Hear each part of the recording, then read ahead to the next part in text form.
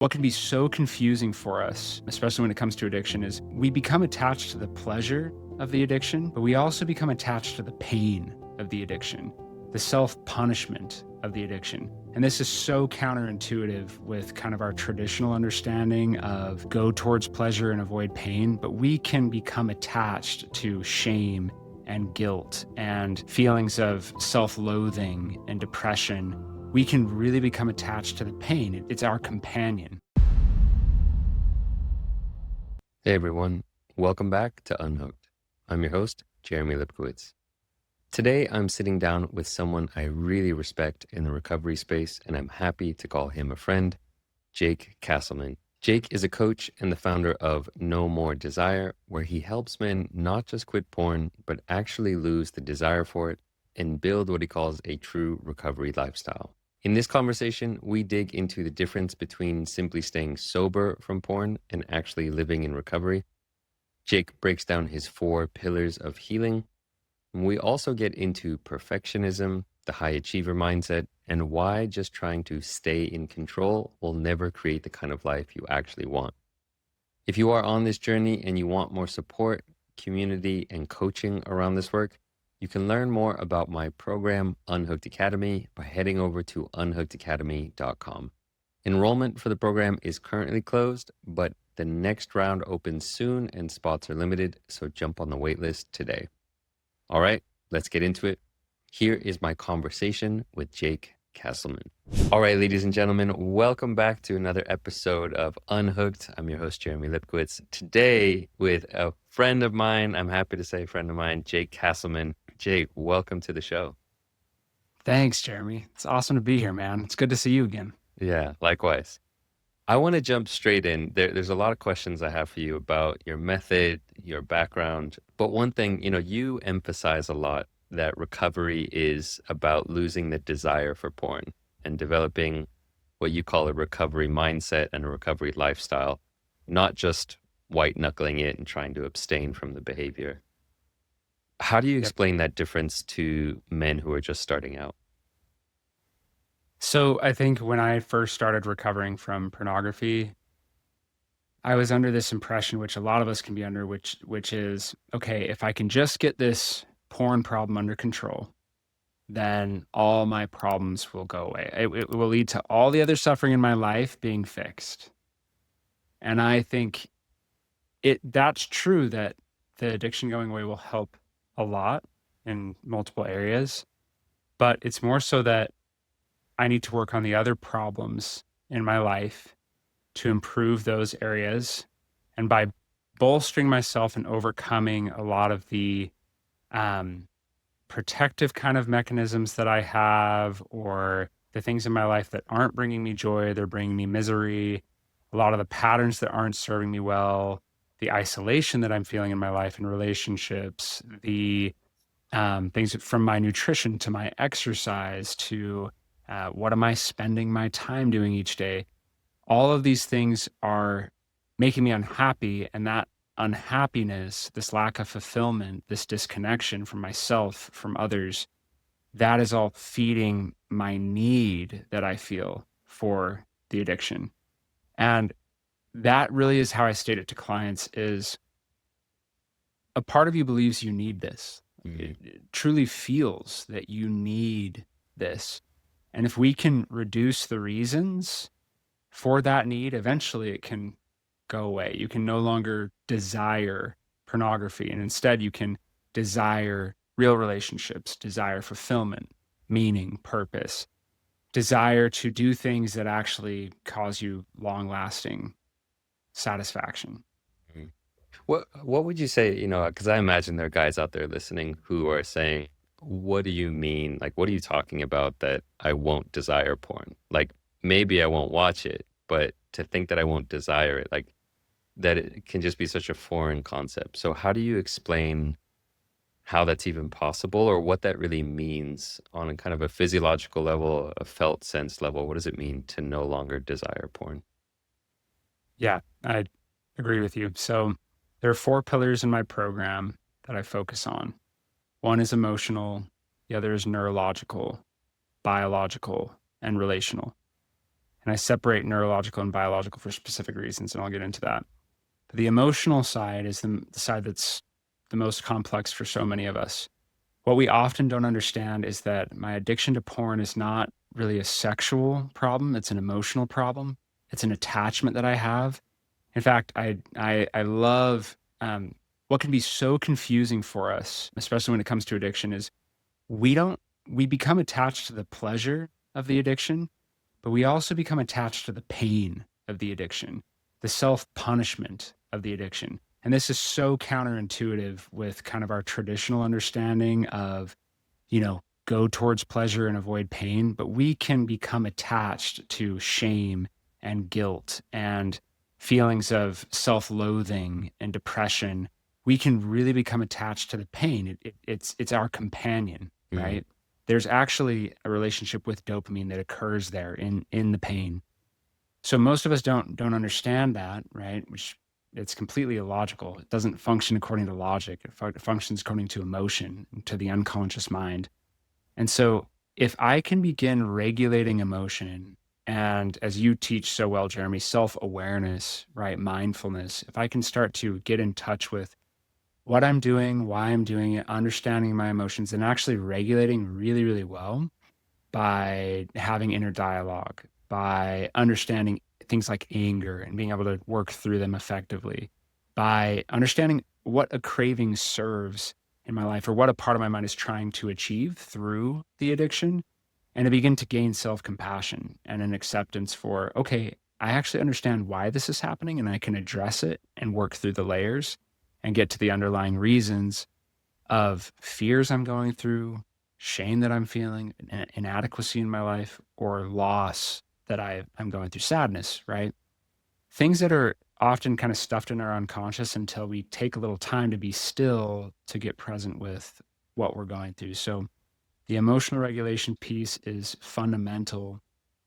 So if I start working on that, right, then I start to get past some of this attachment that I have to the pain of addiction and the pleasure of addiction because I'm solving that pain and I'm experiencing pleasure in other areas of my life. I don't need to escape through the addiction because my emotions are actually regulated. And then neurological, right? My nervous system, because of our technological age, and your podcast is called Unhooked, right? So unhooking from technology. I've been doing a series of a few different episodes on my own podcast about smartphones and how we're so attached to constant distraction and constant stimulation. And smartphones have especially brought that home for all of us, myself included. And so getting away from those things, from what I would call base pleasures, they are high intensity kind of pleasures. They're instant gratification, right? They're very quick and they're very fast, but very low effort. Very, very low effort. And when you understand Dr. Anna Lemke's book, Dopamine Nation, she's a brilliant doctor. She talks about how pain and pleasure are processed in the same part of the brain. And there's actually a scale between pain and pleasure. When I am pressing on pleasure all the time and just overloaded with this easy instant gratification, then what happens is I get backloaded with all this pain, right? Because there has to be a relatively equal level of pain and pleasure in my life, which again sounds so strange to so many of us. It's like, well, no, all I want is, I want pleasure and to avoid pain.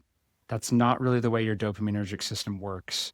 So if I'm pursuing social media, video games, TV, porn, junk food, all this stuff so frequently, then I'm pressing on that pleasure lever all the time, and the other side has got to come back down. So I experience chronic anxiety and chronic depression, and I can't focus. So ADHD types of symptoms. And there's multiple factors to these, right? It's not all one thing, but this plays a major role.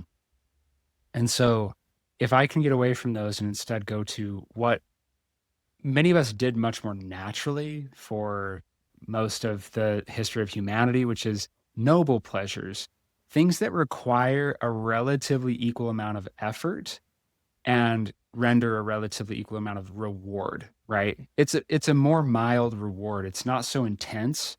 It's pretty moderate. Like, for instance, if I build a business, right, and you know what this is like, I have to work very, very hard on that business. I have to go through a lot of pain and a lot of stress to then get a reward. And it may be really meaningful. It's like you get that first client, or, you reach that dollar mark and it's like, boom, oh, it feels great. But it required pain, or in other words, effort to get there. And so there's a natural balance of pain to pleasure there. Same thing with reading, which requires effort. Writing, this requires effort. We get a sense of pleasure, but it's not like these instantly and easily accessible pleasures we get with so little effort with technology and other things of that nature. And then biological, if you're nutrition, exercise, sleep, right? So that's that third pillar. These things are extremely meaningful. Mind and body are one. You're of, the Buddhist kind of background. So I think that is much more inherent in Eastern types of philosophies. Whereas modern Western, we've disconnected the mind and the body since the 1600s. And Descartes, he said the mind and body were separate. Body's a machine. But now we understand they really are one. And there's books like The Body Keeps the Score that is driving home that truth, and other books where we scientifically understand mind and body are connected. So take care of your nutrition, take care of your exercise, take care of your sleep. You are going to be in such a much more peaceful biological state. Then your mind won't so frequently be saying, I need something, I need something, I need to feel better, right? Because you're already feeling good. So you don't have as much need for that. And then the fourth pillar is relational. If I have good relationships, good connections, I'm not going to be seeking a fabrication of that connection through pornography. It's a cheap version of connection. And truly, that's one of the fundamental reasons we go to it is we want to feel connected. We want to feel safe. We want people to accept us and love us, but it's very symbolic how we do that through pornography. Yeah. So many interesting things you touched on. One of the things that I had never heard of, you mentioned this term noble pleasures. And I kind of like this idea. One of the ways that I like to frame it is that you've got to earn your dopamine. You've got to actually, like, when I go to the gym, I know it's giving me dopamine and I love it, but it's an earned dopamine. It's like a healthy form. And that it's not, pleasure is not the enemy, dopamine is not the enemy, but it has to be in a healthy balance. Otherwise, it kind of gets out of whack. Tell me a little bit more about noble pleasures. What does that look like? Yeah. So with working out, for instance, right? If I go work out, there is very little, well, I shouldn't say very little. When you first start working out for the first several weeks, especially, there's a lot of pain, a lot of strain. If you haven't worked out for years, your muscles hurt, your body aches, your joints are in pain, right? You're like, I hate this. I hate every moment of this. This is not fun, right? But then because you're putting in effort and you're going through those initial stages, you reach a point eventually with a noble pleasure like exercise where you gain momentum, you get used to it, you gain the skills, right? And then it starts to feel good. Like when you go to the gym and you lift, it's like, oh, it hurts, but it's like, oh, it feels good, right? And so then you feel a lot more of that pleasure in balance with the pain, right? So you earn that, right? Same thing with something like writing a book, right? And it doesn't all have to be this big. There are simpler things like, meditation or sitting in silence or going on a walk. And washing the dishes. I mean, like very simple things. Washing the dishes. Yeah. Right. Yeah. Yeah. And there are ways of actually, as you know, maximizing kind of just the simple pleasure you can gain from that and being very present with what you're doing. But that, again, requires effort for you to be focused and in the present moment. It's not passive. That's pretty active. Correct me if I'm wrong, being mindful in that moment.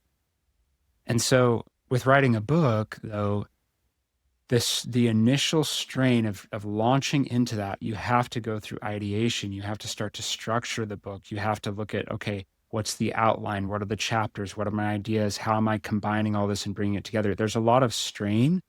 And then you start to gain momentum and you have these kind of pockets where you'll get in the zone, right? And you're writing and it just feels so great because it's all just flowing and it's coming to you. And then other times you sit down, you're like, I know nothing. Like, I don't know anything about writing apparently, right? And you're kind of blocked and it takes more effort, right? And you have that variability. So that requires our effort, it requires pain. And so because I'm going through that very natural process of the pain and the effort, I'm rewarded with the dopamine on the back end, right? Whereas if I front load with pleasure with no effort, I'm going to get pain on the back end. And when it comes to those base pleasures, when I'm doing that constantly, right, every day.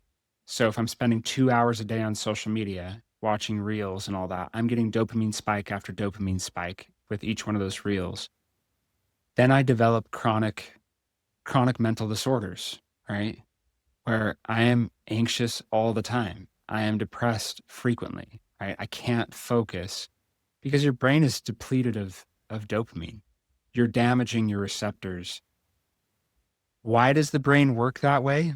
Um, to be honest, I don't know that we actually know. Maybe there is some information out there like that, but I think it's interesting that it does work that way in the balance between pain and pleasure. Hmm. Yeah, this topic of pain or discomfort is something that was just coming up in the community call I had last night. So much of this recovery process seems to go back to making friends with discomfort or being okay with things that are uncomfortable. And it seems like that's an Mhm. inherent part of the recovery process, is not just wanting things to be pleasurable all the time. Yeah. It's really true. And one of the things that I say is we have to learn how to tolerate painful emotions and sensations, right? And to regulate them too, right? There's ways to be able to work through it, but to a certain degree, like you're saying, we have spent a lifetime, many of us, and most of the men I work with, as I'm sure is the case for you, it's decades of time not feeling painful emotion. Don't feel fear, don't feel anger. I mean, we're turned off to the fact that we feel maybe angry frequently, but we're not really aware of it. And so we're trying to offset the anger, we're trying to not feel the fear, don't feel the shame, don't feel sadness. And the addiction acts as this buffer. And so what so many men go through is when they start to come out of that, they start to feel a lot more, and it feels very overwhelming for weeks, months. And then you begin to start to be able to tolerate and move through the emotion. You have to learn how, and you actually have to learn how to be a functioning human being that takes in all emotion, painful and joyful emotion. And for us and myself included, that's the way I was. I didn't know how to do that. Right? I spent a lifetime not doing that. Mm. I'd love to dive into your background in part because, I actually resonate with, I was listening to some podcast you were on where you were talking about your childhood and how some of the early addictions for you were around video games and food. And I remember Yes. those were my first, food was the first one. I remember when I must have been, I don't know, 7, 8 years old. I would sneak into the kitchen to like eat the strawberry granola bar, secretly. I would hide it because I wasn't allowed to have Right. it. And food was an early addiction for me. And then video games, I was, hooked on video games. I would stay up till 4 in the morning playing. And it's something that a lot of guys I see still struggle with. And I, secretly, not secretly, transparently, still every once in a while, every few years, I'll kind of download a video game and it might get out of control. And then I have to delete everything and say, okay, I'm done with video games. So I'm curious first of all, just out of curiosity, what was the video game that you played when you were a kid? Do you remember some of them? I know instantly Uh-huh. because when I think of it, I feel the nostalgia and I feel the instant draw. Like Yeah. it's like I played yesterday. It's Legend of Zelda. All Okay. the Ocarina of Time was my big one on the N64 Uh-huh. and Majora's Mask, right? I was very much kind of the platformer adventurer gameplay, like just like me by myself playing my one player game. Yeah. That's what Yeah. I Yeah. was all about, right? Yeah. And that was from the time I was 4 years old. I really went to video games as my place of peace, of safety, of a feeling of security. And honestly, as I've reflected on, a feeling of control. And this is really common with pornography addiction too. We seek control to hold all the cards, right? There's no risk involved in pornography. I can determine what I see, how I see it, who I'm involved with, all that. No one's requiring anything of me. Yeah, often, a lot of us, we lacked power and control when we were young. I was the youngest in my family until my younger brother was born, who's 5 years younger than me. And so for most of my childhood, I kind of was the youngest, right? And all my siblings were 2 years apart. They were all older than me, and I just didn't feel, because I was someone who was very anxious and very shy. I didn't feel like I had much of a voice, and so I think I craved that power and that control. And when I got to sit down with a video game, I could advance through levels. I could earn, stars and gems and all those things. I could beat the bad guys and the boss, and I could really feel important and significant, right? So the control, the feelings of importance and significance, that was my place to experience all that. And unfortunately, when you go to that so frequently, then actually doing that in real life becomes far less attractive and very much unknown, Hmm. right? So I'd things like I could have gone out for track when I was 12 years old. I actually had a PE teacher who said, you need to try out for track. You have a body like a machine. You'd be perfect for this." That felt so out of my element and so terrifying. I didn't try it. Whereas if I wasn't hooked on video games and and food and just all and TV, all these easy outlets, I would have craved that. I would have found other ways of gaining that meaning, Hmm. but we can fabricate that meaning through technology. So I grew up with that, and I very much see that I was set up through the TV and the video games and the junk food and all that. When I was 12 years old, I gravitated, well, okay, so I went through puberty, right? And I started masturbating because that's what virtually every boy does when they go through puberty, whether they know what it is or not. For most boys, it just naturally starts to happen. I didn't know what it was. I had no sexual education whatsoever. I was very isolated in that way. Unfortunately, my parents didn't teach me. They know that was a mistake now, but they had all their reasons for that. My dad was actually struggling with pornography addiction himself, so it was hard for him to even address any of that. And that's public information. Because he does the same thing for a profession. So, for me, I didn't know what was happening, but when I went through that, it was all about, there was a lot of shame and isolation surrounding that, a lot of fear. And so I gravitated to what felt shameful and isolating and fearful for me, which was to go and hide and, look at these pictures and all that stuff and start to develop this addiction. Because that's how I related to myself. It's what I was attached to emotionally. And it's how I related to sexuality, that it was something to be hidden. It was something shameful. It was something unknown. And so I'm not going to tell anybody about this, and I'm just going to do it myself, right? And so for me, kind of that history evolved to when I was 18. I discovered that I had social anxiety. I'd had it my whole life. I really didn't know that, and that started to put some pieces together for me because I realized I am under so much emotional pressure all the time to perform and to be seen a certain way. How does that play into my addiction, right? How does that play into me running away to pornography? And I was one of the lucky ones to know that because I had a dad that had studied the brain science and written a book on the brain science of pornography addiction. So I understood fundamentally it wasn't just I knew what it was, at least in general, right? So I began to explore, how do I improve my emotional state? How do I improve my mental well-being? How can I work with my mind? I discovered I had a lot of perfectionism, and that's perfectionism and social anxiety are like really one and the same, right? Perfectionism drives the need to be perfect and to be seen a certain way, and the anxiety of, are people going to accept me? Are they going to approve of me? Are they going to love me? So I need to look this certain way and perform for them, right? So as I began to work on that, I went through a lot of stages, and all the things that I teach, and those 4 pillars I mentioned, those are all things I've lived to change and alter those things, and things I'm still working on, right? now blessedly in sobriety and at a higher level than I used to be at, but we're always progressing.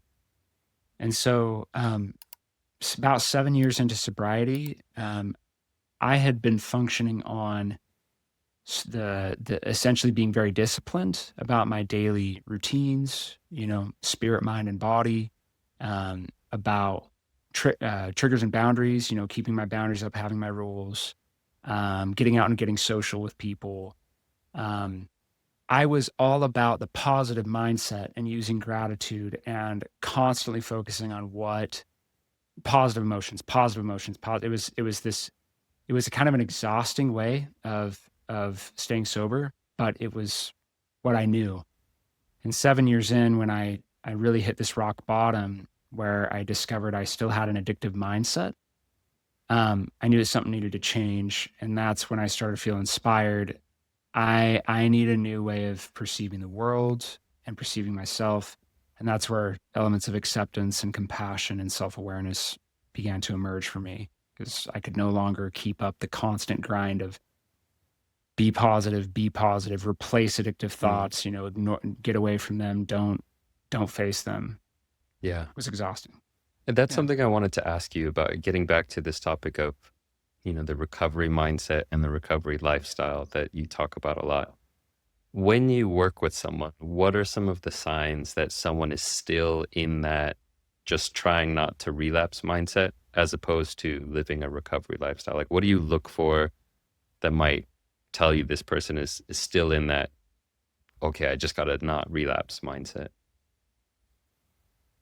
I think that when people say things like, I'm staying in control, or I'm resisting, or, I'm just keeping myself busy,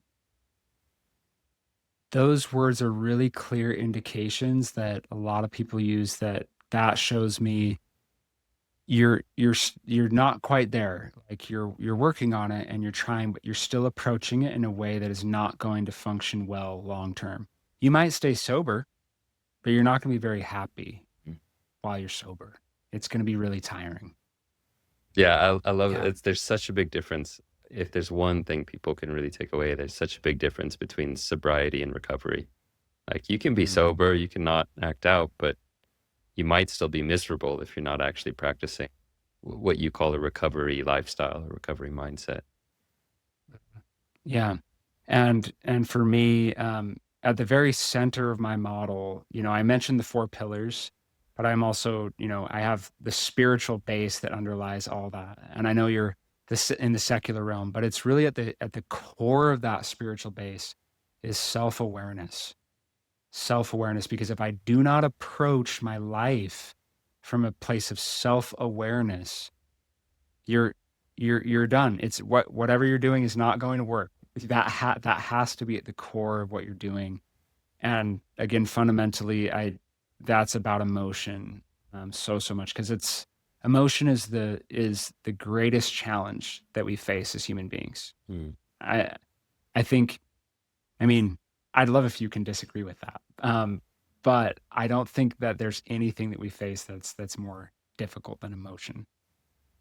I would have a hard time disagreeing with that. I mean, I think in my own experience, some of the most difficult things, when I think about the most difficult things I've experienced, it's strong emotions like loneliness or isolation or rejection. They're all the emotions. Those are the most difficult. Like the physical external things, pain, physical pain, those are painful, but the suffering, the depths of suffering from some of these emotions does strike me as some of the worst. If someone is Mhm. in that, what we might call just abstinence mindset or whatever you want to call it, but if they're not necessarily, if they're just resisting and, okay, I've got to maintain control, how do you gently nudge them in the right direction? How do you get them to actually shift their attitude or their perspective towards recovery? I actually had an experience with a client a couple weeks ago that was very, very much in this vein, where he's lived his life being in the high achiever mindset, right? If I can just achieve enough, be the best, prove myself, accomplish enough, then I'll finally feel like I'm enough and that I have the self-worth that I crave. And then I won't need pornography because he's aware enough to realize that pornography functions as this avenue to try to feel significant and to feel lovable, right? And obviously it comes with the pleasure and the escape and all that stuff that we all deal with in the addiction. But that's a need it's trying to fulfill. And I have been working with him on, you have to learn to just embrace and move toward. That's actually, and that move toward painful emotion. And that phrase comes from Jenna Ramirsma, who's an IFS therapist. Brilliant. Move toward the painful emotion.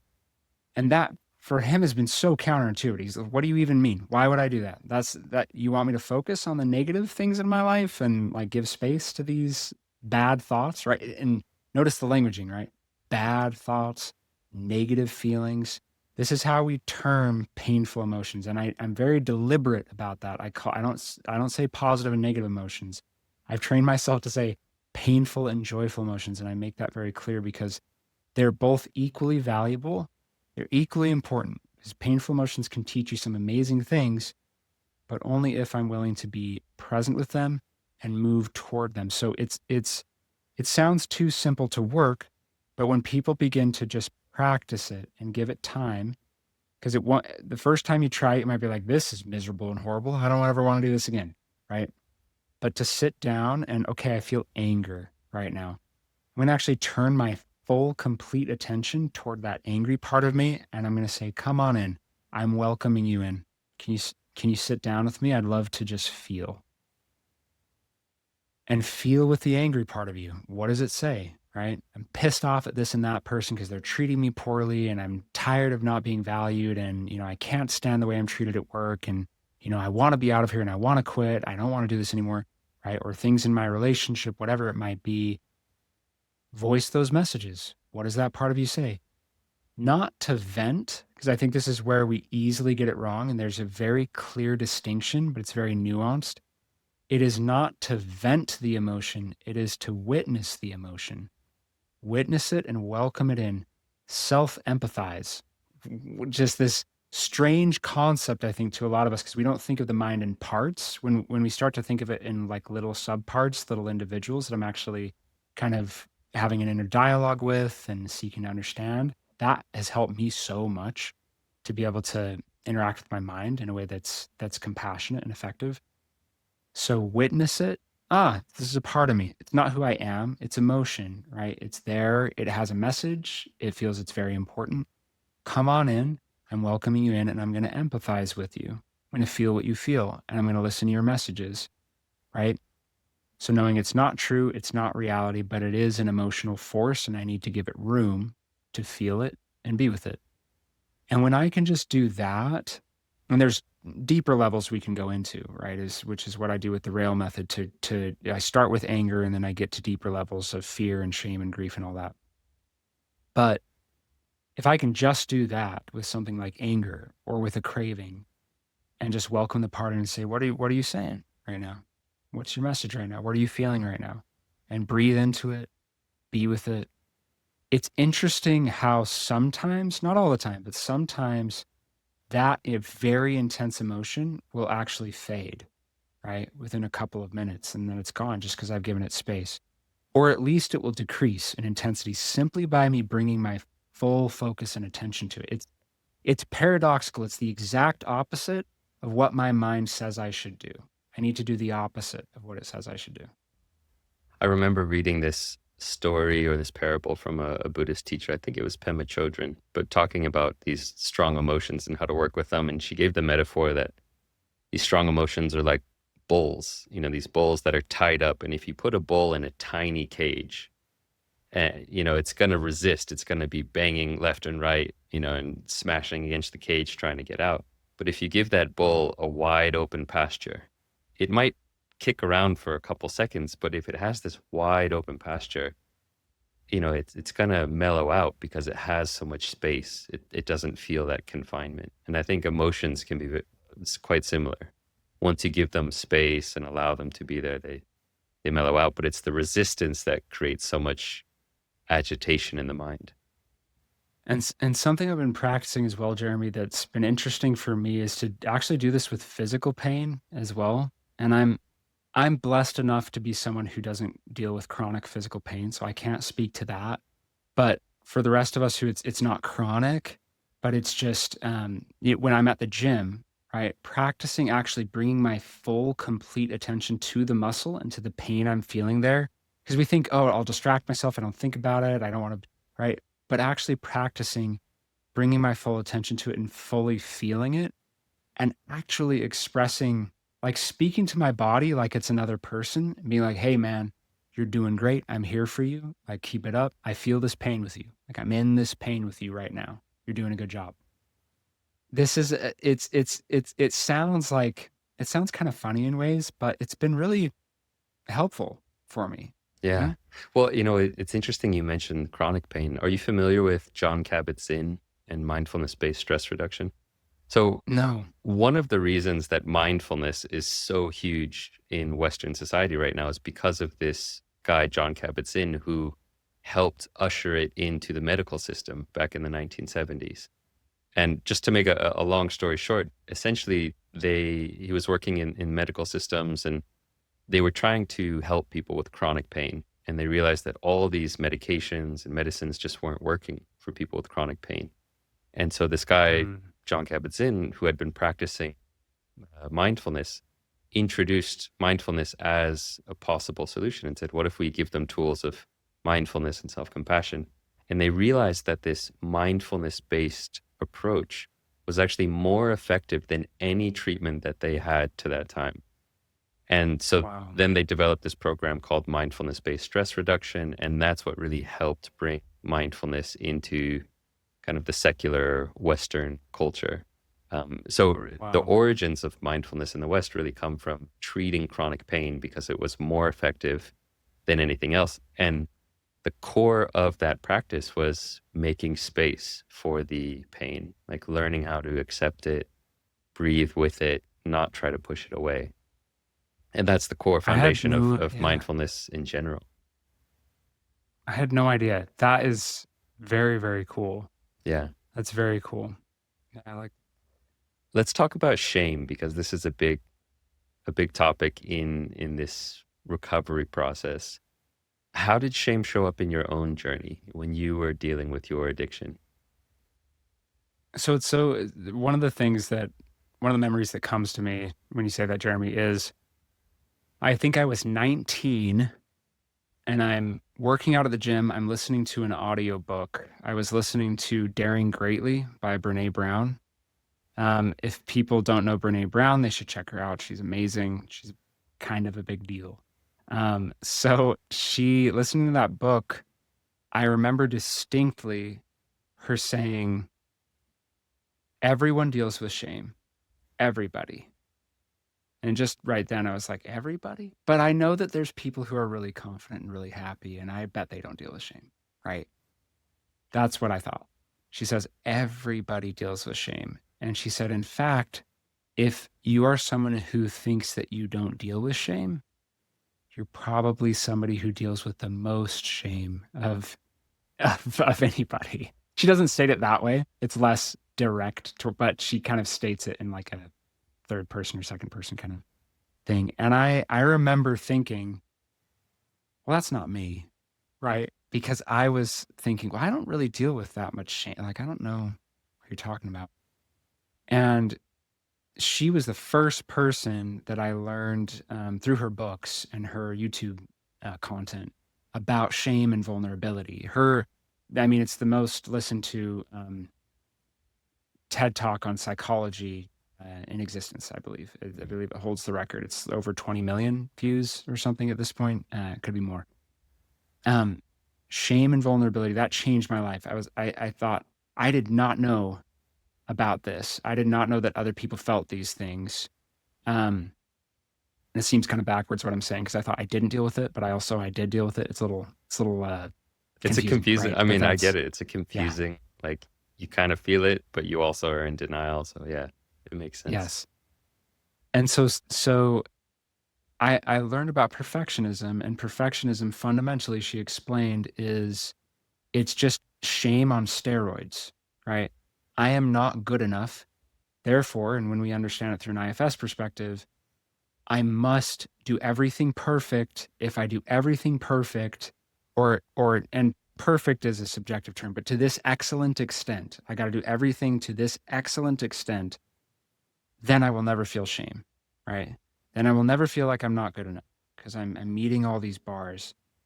And the more that I've come to embrace those parts of me that have tried to act perfectly and to keep me from feeling shame, to understand and appreciate what those parts have tried to do, and to say, I see you, I see how hard you're working. I know that you're trying to help me earn my self-worth. I know that you're trying to help me feel good enough. And I love you, right? Like I love you are trying to help. Let me see what it is that you're protecting, right? Getting underneath to the shame. I deal with shame every day, every day. The difference is how I relate to it, that I know it's there and I'm able to be with it and to feel it and show, again, empathy for that part of myself and be in it and understand, okay, what is this? What am I feeling? And that it's a deeper reflection for all of us of our deeper core good desires. I really want to be a good person. I want to make a difference. I want to help people. And when I don't feel like I meet that bar, like I'm someone who feels the emotion intensely, right? And you can get into things, this makes me sound a little funny, but you can get into things with HSPs, highly sensitive people. It's about 25% of the population, people that feel both painful and emotion and joyful emotion very intensely, right? Just compared to kind of the other 75%. I'd love to be that 75%. That sounds really fun. I think that there's pros and cons though. Like I'm grateful to be who I am. But some of us just there's there's more waves. We go through the higher highs and lower lows. We feel things intensely. And a little some people they feel emotion too, but it's a little more even keeled. Um, that said, it gives me the ability, because I feel things intensely, to be able to get a little more detailed with emotion, to understand things a little deeper. Um, Not saying that one or the other is better, because we need both types. I'm kind of going off on a tangent here, though. I think there was an original question that I've totally ignored. No worries. The ramblings are always useful. Um, to kind of focus this to a point, we're talking about shame, and one of, as you're saying, being vulnerable is really powerful, and like letting go of that shame. But I know that a lot of what guys struggle with, everyone struggles with, but particularly guys with porn addiction, is being honest with someone that they care about. For example, if you have a partner and you're struggling with porn addiction, opening up to your partner or opening up to a men's group or opening up to a friend and Yeah. saying, "Hey, I'm struggling with this," can feel really scary when you've lived your life trying to control things and be perfect and make it look like you have it all together. And so this question of how to be honest with others, I mean, with yourself, first and foremost, but with others when it feels scary. Do you have any advice for someone who knows that they need to be honest with people in their lives, but they are afraid of that vulnerability? Yeah.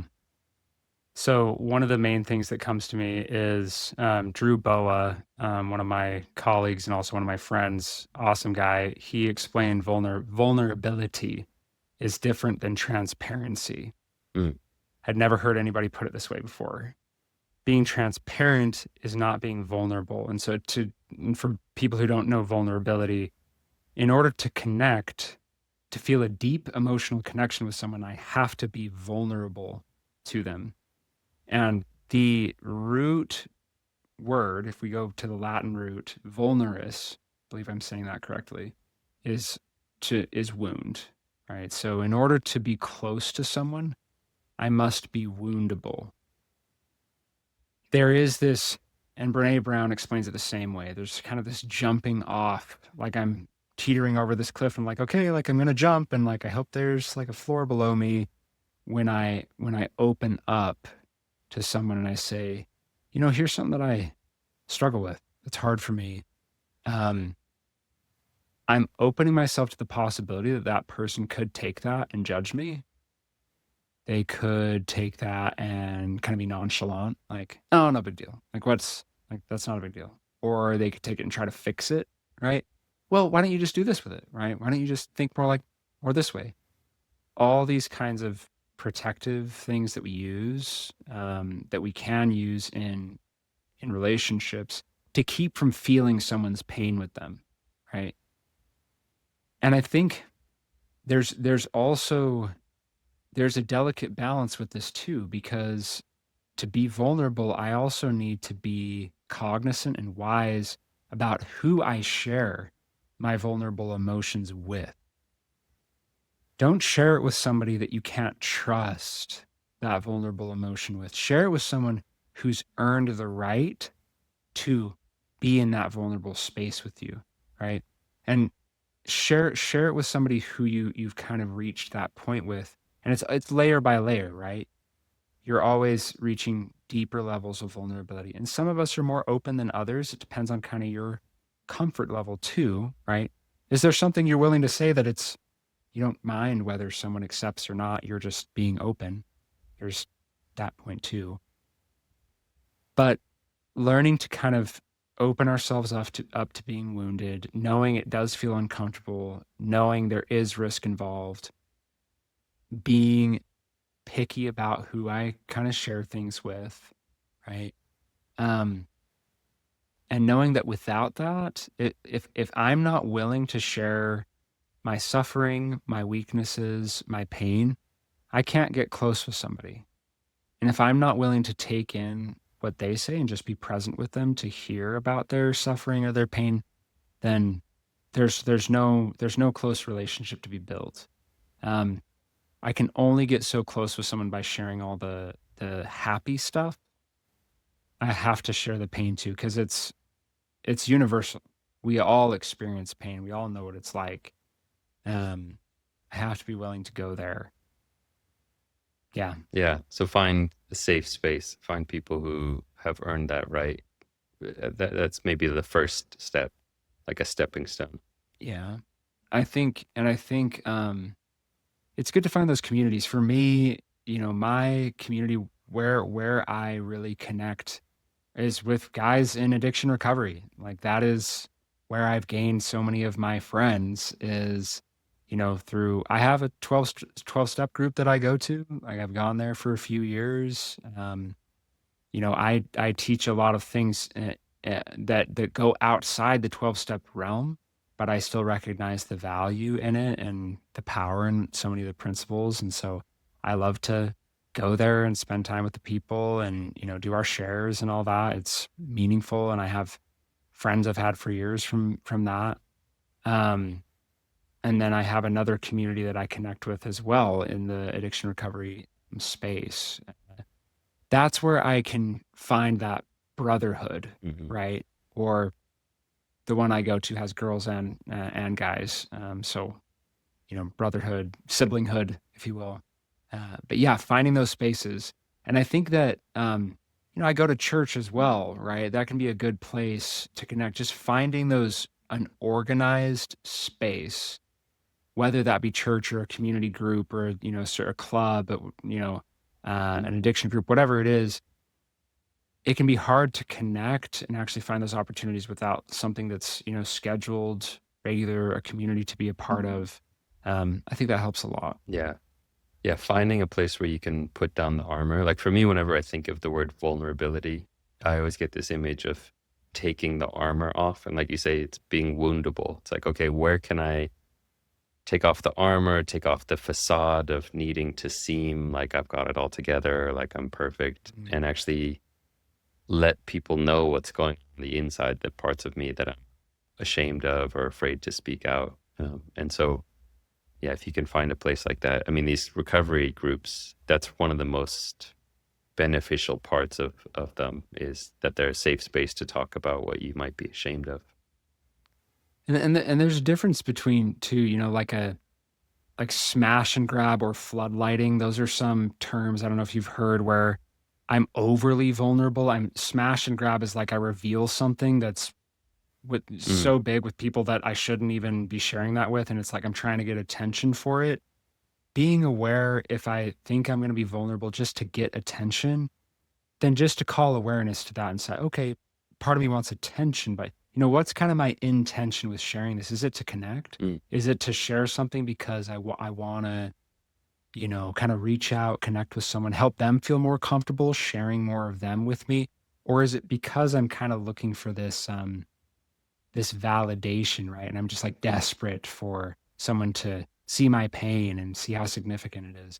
So being careful about that, kind of walking that straight and narrow path or that middle way, right, between the two extremes of not being vulnerable at all versus being too vulnerable, Yeah, I right? mean, the intention behind it is really everything.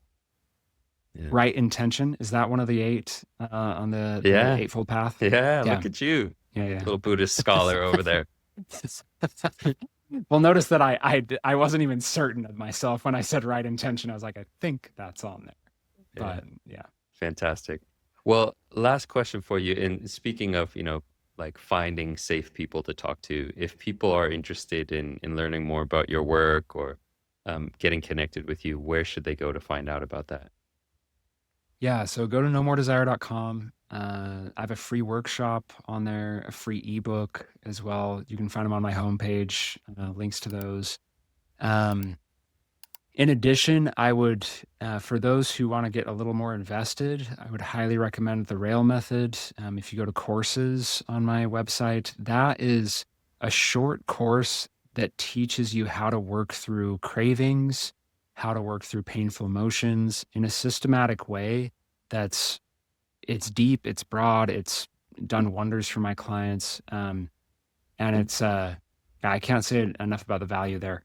If you want to go in even deeper, I do one-on-one coaching, so that you'll find all that on my website.